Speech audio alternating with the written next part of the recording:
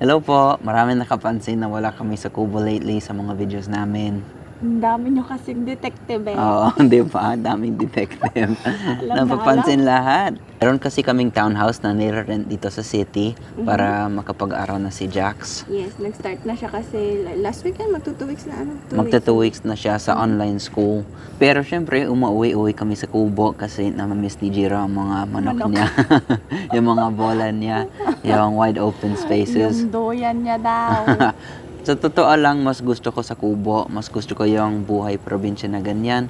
Pero dito muna kami sa townhouse na nire-rent namin para kay Jax, para makapag-aral siya ng maayos. At komportable kasi. Tsaka malapit sa lahat ng mga store. Oo, Lahat ng mga gusto naming kainan. tama. Nandito, Para malapit malapit lang. sa lahat. Mhm. Pero hindi ibig sabihin na wala kaming vlog sa Kubo kasi marami pa. Kaya, Uwi kami bukas. abangan. Ito ang townhouse namin. Super maganda. Pero mas maganda pa ikaw.